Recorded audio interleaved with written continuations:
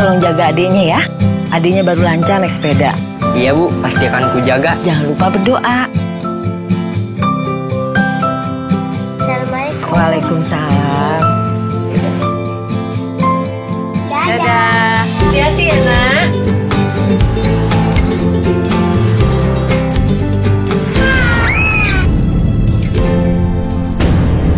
Tolong jaga adiknya ya. Adiknya baru lancar naik sepeda. Janji ya. Maaf ya Dek, kakak lalai jaga kamu. Kakak janji bakal ngelindungin kamu. Iya Kak. Yuk kita lanjut lagi. Ayo Dek.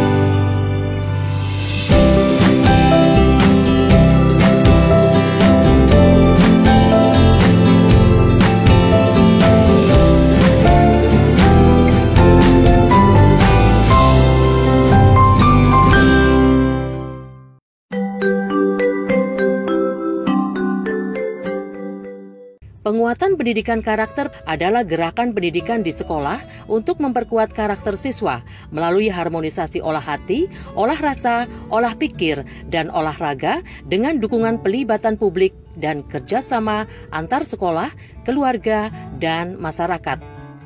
Salah satu butir nawacita Presiden Republik Indonesia Joko Widodo adalah memperkuat pendidikan karakter bangsa. Presiden Republik Indonesia Joko Widodo ingin melakukan gerakan nasional revolusi mental yang akan diterapkan di seluruh sendi kehidupan berbangsa dan bernegara, termasuk di dalam dunia pendidikan.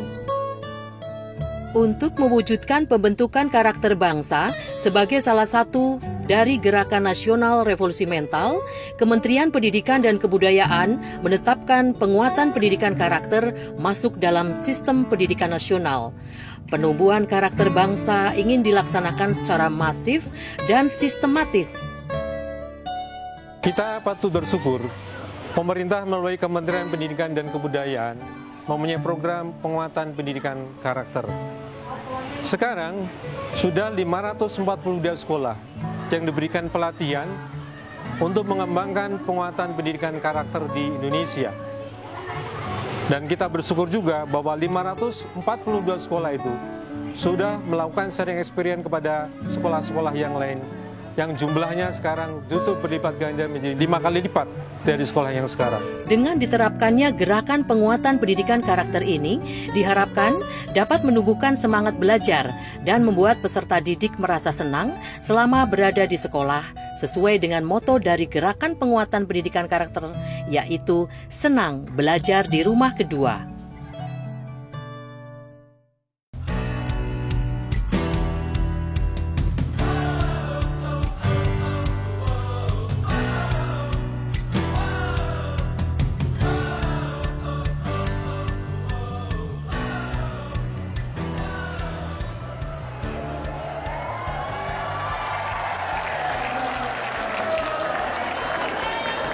Assalamualaikum warahmatullahi wabarakatuh. Salam sejahtera, namo buddhaya, Om Swastiastu. Salam kebajikan. Apa kabar ibu-ibu?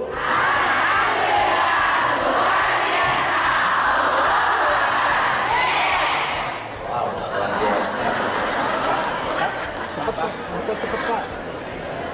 Terima kasih yang terhormat Profesor Neti Herawati, Ketua Umum Himpaudi, Ibu Gurmawirta Fasli Jalal, Penasehat Himpaudi dan Dirjen PAUD dan Dikmas, pengurus Himpaudi pusat dan daerah. Luar biasa. Sudah berapa hari di sini? Saya ada pengakuan, ibu-ibu. Saya ini guru PAUD.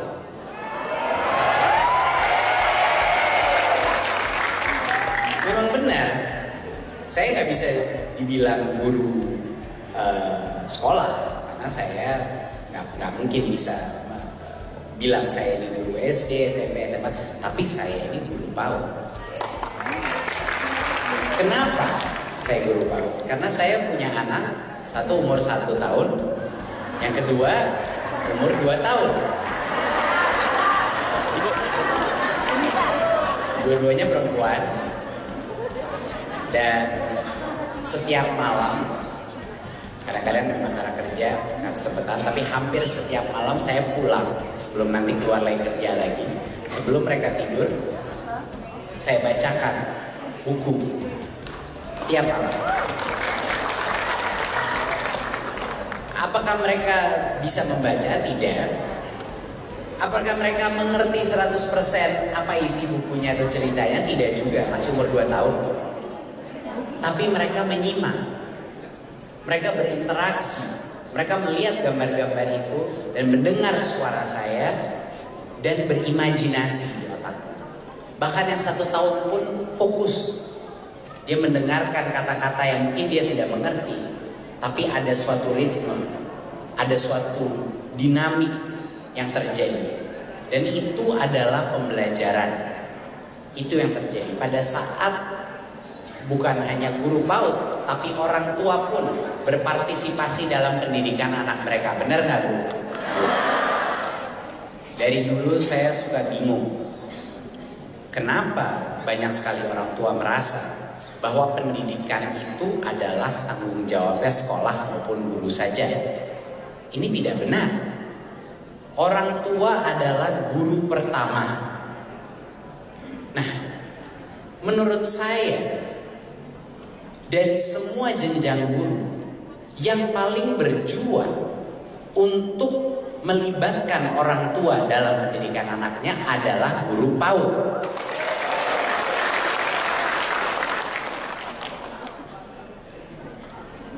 Saya suka membayangkan alangkah hebatnya negara ini kalau lebih banyak orang tua bersikap seperti pendidik atau seperti guru, dan lebih banyak guru bersikap seperti orang tua.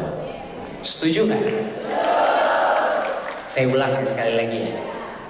Alangkah majunya Indonesia kalau lebih banyak orang tua lebih seperti guru dan lebih banyak guru seperti orang tua. Dari semua guru, siapa guru yang paling seperti orang tua? Guru PAUD.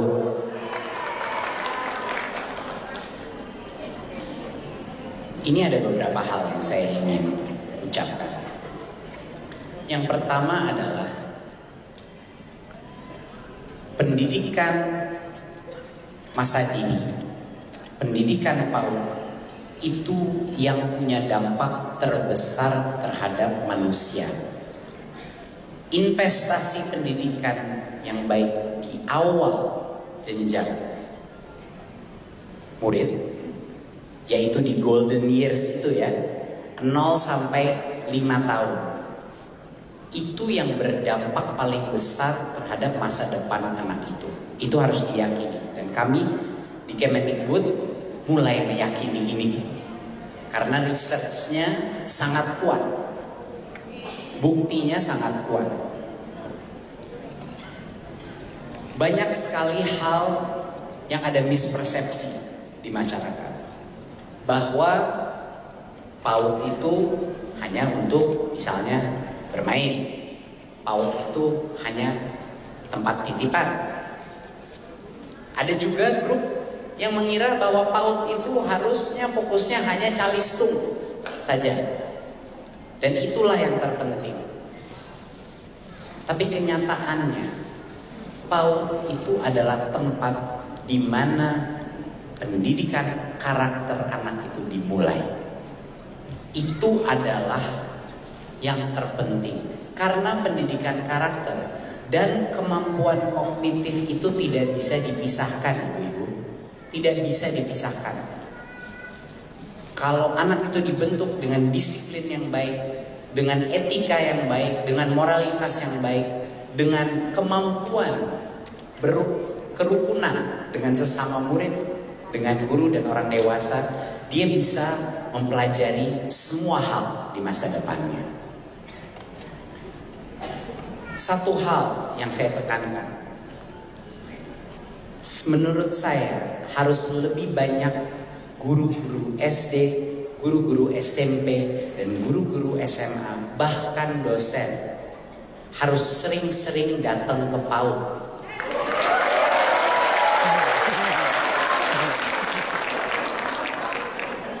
Kenapa saya bilang itu? Aneh kok, kenapa PAUD? Karena menurut saya pembelajaran pedagogi untuk menjadi guru yang baik itu paling terlihat di tingkat PAUD. Kenapa? Karena di tingkat PAUD guru itu tidak bisa menyembunyikan kompetensinya. Bener nggak? Sama anak umur 4, umur 3, umur 5, dia kalau nggak didengerin ya anaknya kabur, ya kan, main-main sendiri di pojok. Kemampuan mengengage, kemampuan berinteraksi kepada anak PAUD itu suatu hal yang luar biasa sulitnya dan kompleksnya. Dan tantangan yang luar biasa itu dilaksanakan sama guru-guru PAUD senusantara Indonesia tiap hari. Tapi disebut itu adalah tugas yang lebih mudah daripada guru-guru jenjang tingginya. Dan itu tidak benar. Menurut saya itu yang tersulit malah menjadi guru PAUD. Lalu saya bilang kenapa mereka harus belajar dan masuk ke dalam kelas PAUD?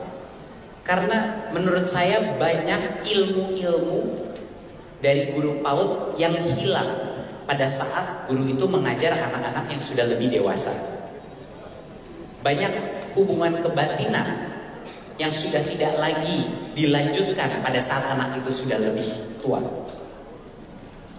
Hubungan kebatinan, konsep bermain tiba-tiba hilang di jenjang berikutnya. Kenapa? Padahal pembelajaran anak, kemampuan anak bekerja sama, kemampuan anak untuk senang belajar, itu hubungannya dengan bermain luar biasa pentingnya. Jadi konsep bermain itu adalah cara anak-anak itu belajar secara kelompok. Dan itu hal yang luar biasa pentingnya dan harus terus kita perjuangkan. Konsep belajar dengan bermain. Dan itu siapa lagi yang memperjuangkan selama ini? Ya guru PAUD.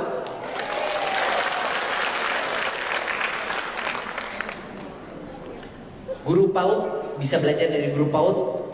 Hal kedua yang bisa kita pelajari dari guru-guru PAUD terbaik adalah bagaimana melibatkan orang tua dalam pembelajaran siswa. Guru PAUD tidak akan segan-segan mengundang orang tua ke dalam kelas PAUD.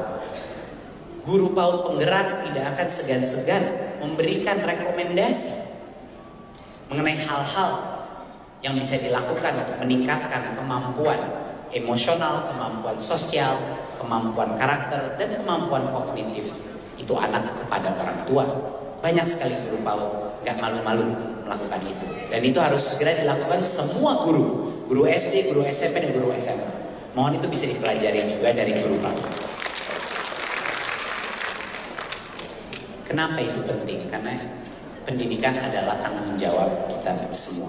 Tanggung jawab orang tua, tanggung jawab guru, tanggung jawab murid, dan tanggung jawab pemerintah dan masyarakat. Itu hal yang sangat penting. Gak bisa semuanya dilempar kepada satu instansi saja. Gak bisa dilempar kepada satu kementerian saja. Semua harus berkroyok untuk menjadikan konsep Merdeka Belajar dan SDM Unggul senusantara.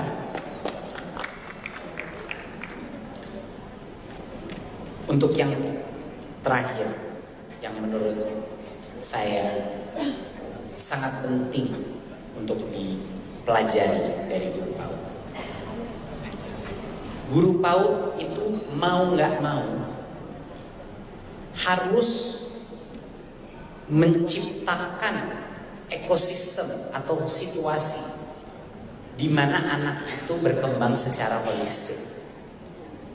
Bukan hanya kognitif tapi karakter. Bukan hanya intelektual tapi juga fisik. Bukan hanya belajar sendiri tapi belajar berkolaborasi. Bukan hanya baca-baca buku tapi juga bermain. Konsep holistik ini yang sebenarnya di kementerian sekarang sangat cocok dengan paradigma Merdeka Belajar kita. Tapi tentunya itu tidak bisa hanya dimerdekakan saja. Saya tahu bahwa semua guru PAUD sekarang ini kesusahan. Saya tahu bahwa itu ada kesulitan. Saya tahu dari sisi status, dari sisi pembiayaan, dan berbagai macam aspek ada kesulitan-kesulitan, dan itu sudah disadari. Tapi mohon kesabarannya. Seperti yang ibu-ibu di sini tahu, kita baru mulai nih gebrakan-gebrakan pertama. Ronde 1, ronde 2.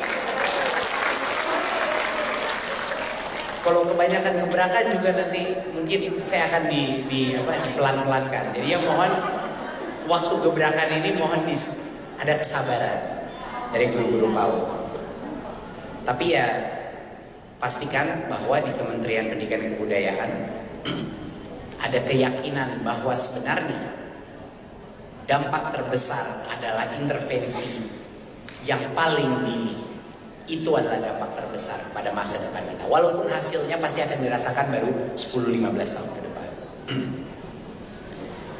Terima kasih ibu-ibu guru PAUD untuk perjuangan Anda.